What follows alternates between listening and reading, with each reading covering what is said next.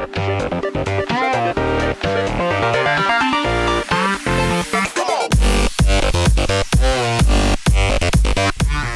guys, Basket from Double the Wing here, and as I talked about yesterday, the new game that I'm going to be covering is The Division, and today I want to cover the multiplayer gameplay in The Division.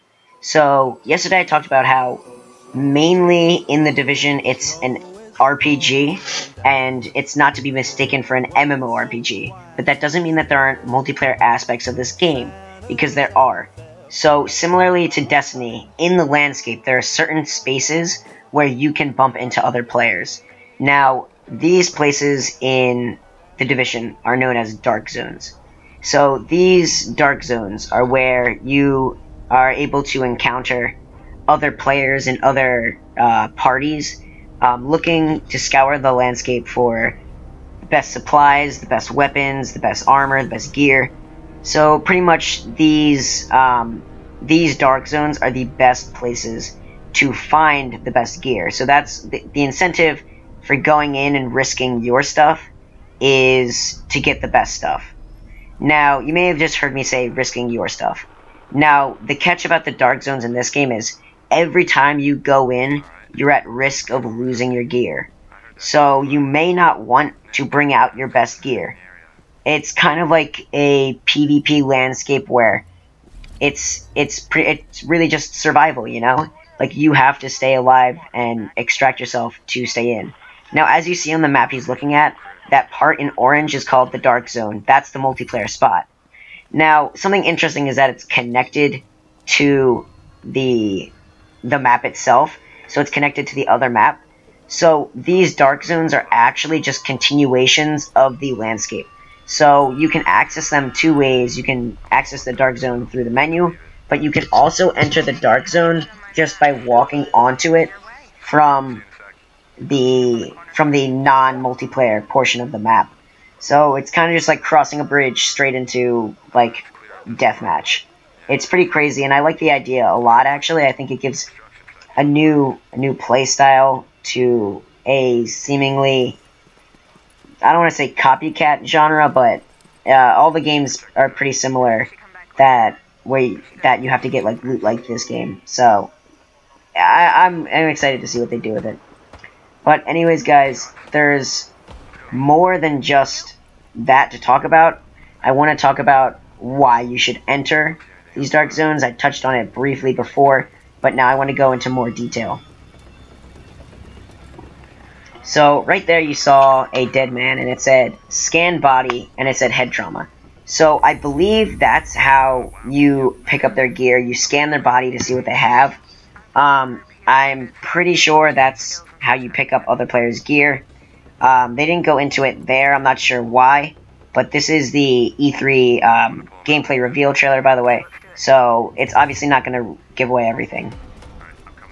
So as you can see right now, the players are getting into an altercation with another group. Now, it's not specified whether this is another player group or an NPC group. Now, one of the interesting things about the PvP dark zones in The Division is you can run into both NPCs, which will fight you, and also other players. So it's hard to discern in this clip because I've never played the game and I've never had hands-on time to really experience the difference between the two. But I assume that this group is another PvP group because the building that they just exited was the police station. So inside of this police station is a highly coveted weapon because every PvP zone has 3 weapons that are pretty much the highest tier. You go into these PvP zones to get the best gear by risking your gear. So these players are coming out of there.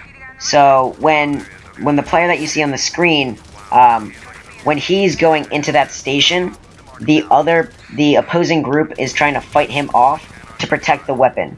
Now, how the extraction of this special weapon goes is you have to go into this dark zone, you have to get the weapon, but you also have to get out with it. That is the main thing. It's not just picking up the weapon and leaving. You have to either extract yourself or walk off the map. Like I mentioned earlier, how you could walk on, you have to walk off. So I'll get into that a little bit later when they actually are extracting with the weapon.